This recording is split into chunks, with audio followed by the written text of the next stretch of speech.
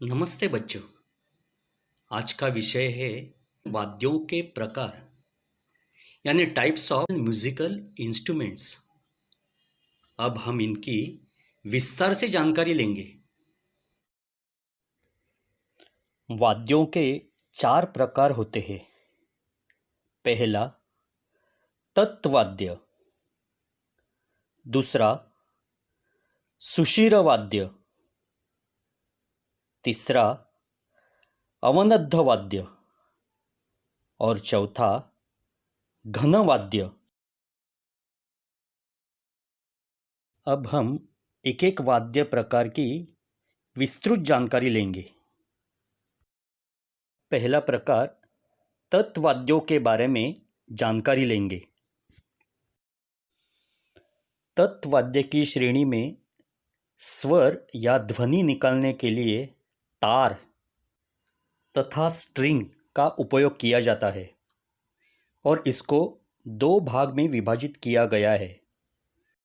पहला भाग है तत्वाद्य और दूसरा वितत्वाद्य।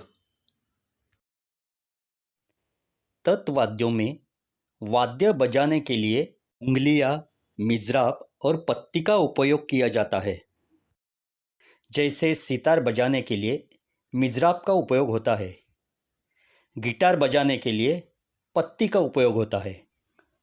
तानपुरा, सितार, वीणा, गिटार ये वाद्य तत् श्रेणी में आते हैं। अब हम तत्वाद्य कैसे बजाते हैं इसके दो वीडियो देखेंगे। पहला वाद्य सितार है और दूसरा गिटार है।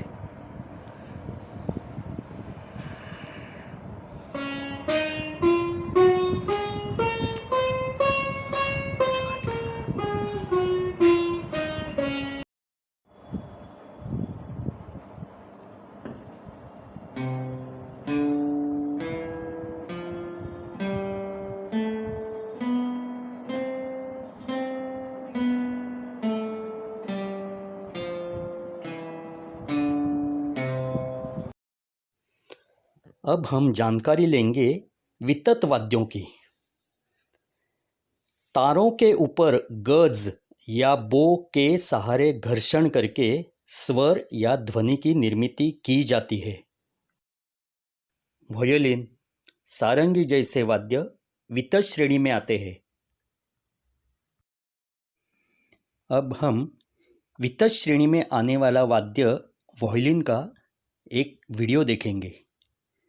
वायोलिन बो के सहारे बजाया जाता है। ये वायोलिन है और ये बो है। इस बो से जब इस तार पर आघात होता है तो आवाज आती है।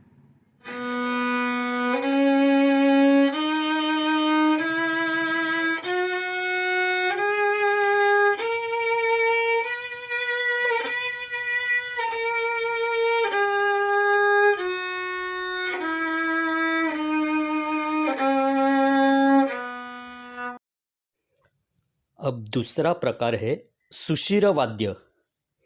इन वाद्यों में हवा या वायु या फूंक से ध्वनि की निर्मिति होती है।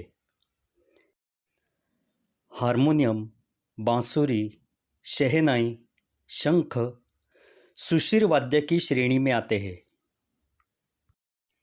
सुषिर वाद्यों की श्रेणी में आने वाले वाद्यों का अब हम वीडियो देखेंगे।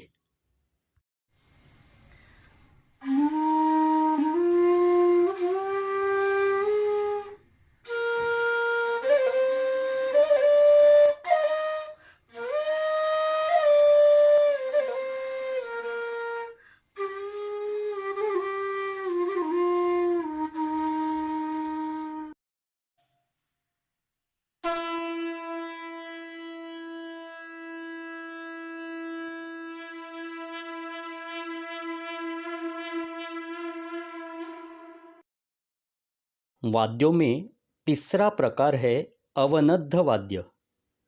इन वाद्यों में चमड़े तथा खाल पर आघात करके ध्वनि की निर्मिति की जाती है। इन वाद्यों से ताल बजाया जाता है और स्वर से ज़्यादा ताल को महत्व दिया जाता है। तबला, ढोलक, पखावज, डमरू ये वाद्य इस श्रेणी में आते हैं। अब हम अवनद्य श्रेणी में आने वाले वाद्य तबला और ढोलक का एक वीडियो देखेंगे।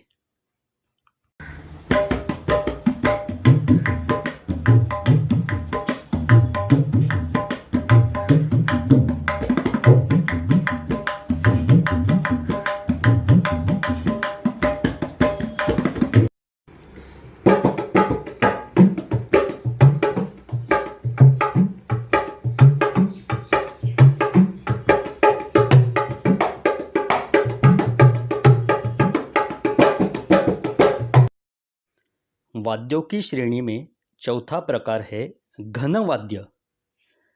इस श्रेणी में धातु या लकड़ी की आघात से ध्वनि की निर्मित होती है या उससे स्वर बजते हैं। जलतरंग, मंजीरा, झांझ घन वाद्य की श्रेणी में आते हैं। अब हम जलतरंग और मंजीरा का वीडियो देखेंगे।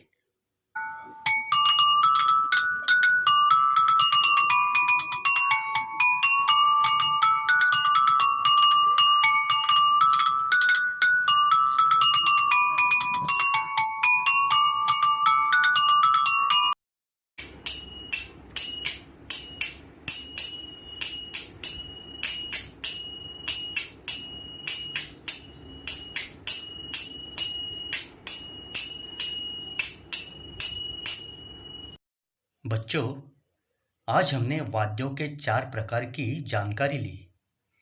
इससे हमें वाद्य की श्रेणी पहचानने में बहुत आसानी होगी। अब आपको अपने नोटबुक में वाद्य का चित्र बनाकर उसकी जानकारी लिखकर वो जानकारी याद रखनी है। धन्यवाद।